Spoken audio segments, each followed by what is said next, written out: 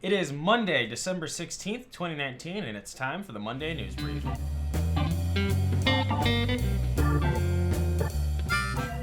Hey, welcome back, and thanks for joining us for another edition of the Monday News Brief, brought to you by CDTTV, a part of the Central Dakota Times. I'm your host, Nate Iverson, and this week we're joined again by Chamberlain School District Superintendent Dr. Deb Johnson. Dr. Johnson will be recapping what happened at last week's school board meeting that was rescheduled to Thursday, as well as giving us an update on some of the things going on in the district over the winter break and things you can expect in the near future. Also, if you enjoy the online content we provide, we invite you to join our YouTube channel by searching Central Dakota Times newspaper on YouTube and hitting the subscribe bell. We also invite you to join us on Facebook by searching Central Dakota Times and by checking out our website, www.centraldakotatimes.org. And as always, if you want to see this full story, other news, sports, events, and more, be sure to pick up your very own copy of the Central Dakota Times every Wednesday morning wherever newspapers are sold in Central South Dakota. Let's get to the content. Hey, it is Monday, I forgot what Monday is going to be. Never mind. It's going to be the 16th. Yes, it is. All right, I'm going to leave that in. So Yeah. It is Monday the 16th, and we are here again with Dr. Debbie Johnson. How's it going? Good, great. All right. We are halfway through the school year. Just about. And yep. so I suppose you guys are busy with semester tests and Yep, that's wrapping coming up everything next week, yes. Awesome. So let's just start with the end of November and work up to now and Okay. slightly into the future. So Sure. board training was scheduled at the end of November. Yes. And that was following a board meeting? Yes, following a board meeting. Sure. What was that training for? Well, we had someone come down from the Associated School Boards, and they talked about the basics of being a board member. Okay. You know, what are their responsibilities? What are the administrator responsibilities? How do those two groups work together? The gentleman who gave the training gave us a lot of different scenarios. So we were in small groups sometimes. Like I was with two other board members, and then we talked about the scenario, like what would we do if this happened in our district? And the board members really liked that part of it. So it was a very, very good training for us. Cool. Yeah. So that's almost like a boys' state kind of situation where there's like a mock Yeah. situation. Yeah. Well, that sounds That's good. cool. Is that routine or is that kind of a special thing that doesn't happen very often? You mean the training? Yeah. We try to do 1 or 2 training sessions per year. Okay. Just depending on what the board would like, what they want to look at. We'll probably have something second semester. Sometimes we just stay in-house, and we might have something on the budget. And then Michelle would go through all the different things that happen within the school budget. So that would be another example. But we like to bring some people in sometimes from outside the district too. Gotcha. Okay. And then also at the end of the, right around Thanksgiving break, the mental health first aid kits Yes. were sent out. I know we wrote about it a little bit in the paper, and it's been out there for a while. But can you give us some of the background on that? You know, who they are, what they are, who they're for, how many were distributed, and who was involved? Okay. Well, we put 500 together, and it would be middle school and high school students. Now, we have some extra because we don't have that many students up here, but we want to be able to give those to new students too who may come in during the school year. And it came out of our bully prevention committee, and as we were dealing with some mental health issues with some of our students, you know, what could we do to help them individually when something might come up for them. So an idea came up about putting these kits together. And then Sanford came on board, and Dakota Counseling came on board. And so it was at no cost to the district. Sanford had a grant, Dakota Counseling had all kinds of great ideas for us. And we had about 6 students help us put them together. You know, we have Kleenex, stress balls, there's notebooks, pens, chapstick, just really a neat little kit that was put together for the students. So all the high school students that wanted them and the middle school students were able to have those kits. So they could put them in their locker, their backpack, take them home, whatever they want to do. Awesome. Well, that was a great idea. And speaking of ideas, strategic plan, fiscal responsibility is the Yes. the flavor of the week, so to speak. What's new with it, if there is anything, and what is in fiscal responsibility? Okay. Well, fiscal responsibility is us as a district and the board using the money that we have responsibly. We know it's taxpayer money. And so we look at wanting to be having a balanced budget. We do take some impact aid money each year to supplement our budget in the general fund area.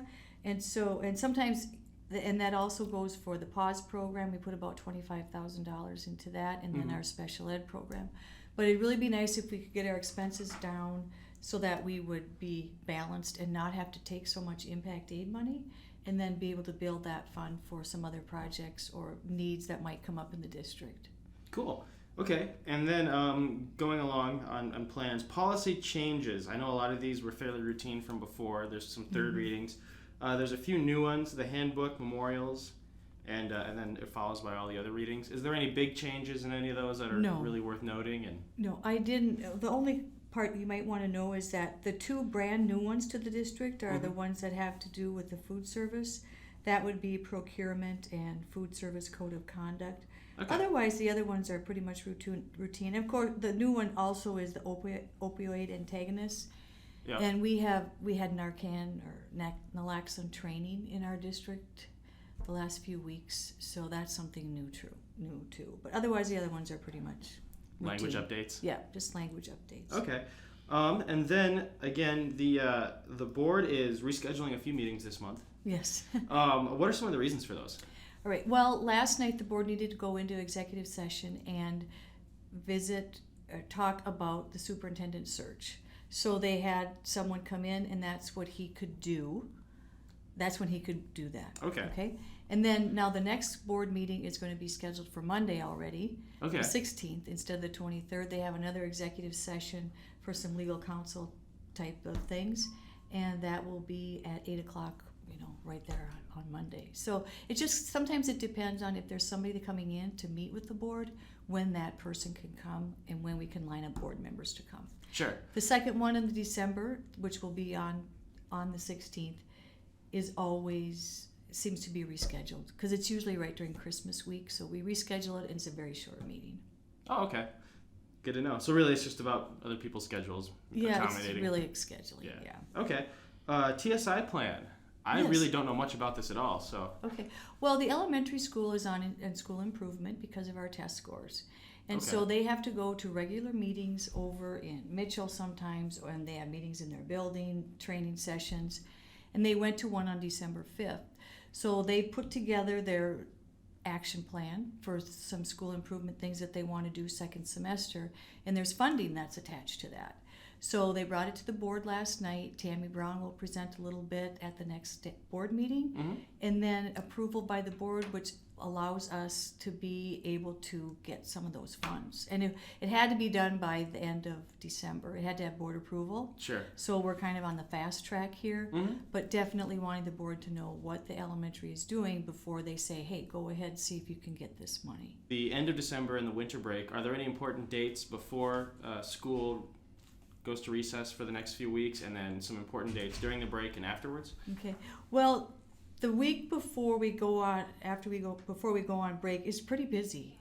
During the school day, of course, with semester tests and end of the semester things. But band concert Monday night.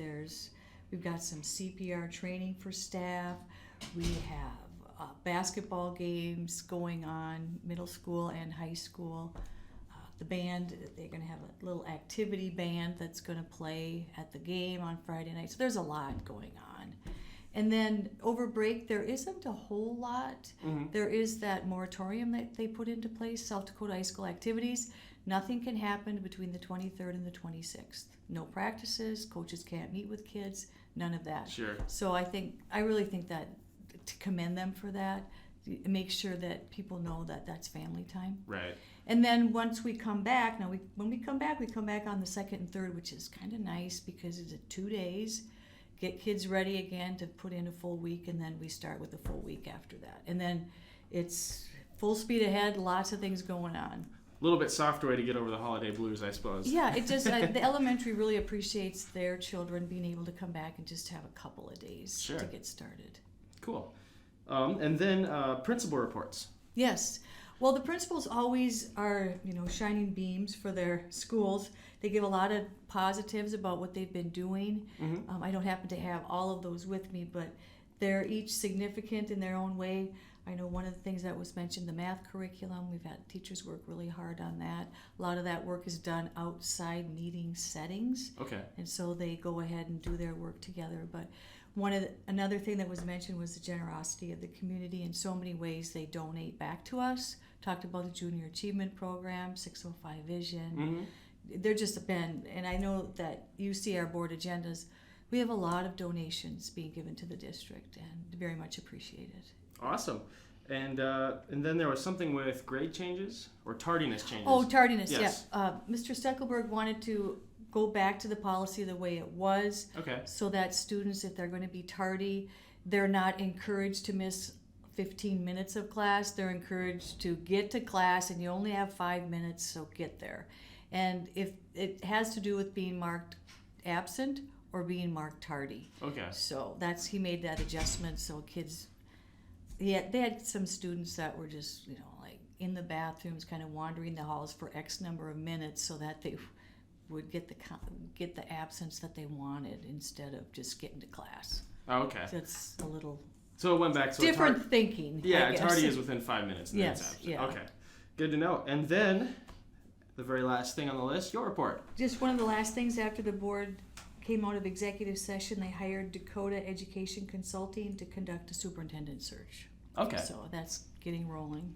Awesome. Yeah. Good to know. I suppose that's you got to cast a wide net there to. Yes, they'll be doing probably a search. They'll get the information out toward the end of next week, and there's a company that takes care of it, so I really don't have anything to do with it, but Well, that's it's slick. getting started, so I'm glad to hear that. Awesome.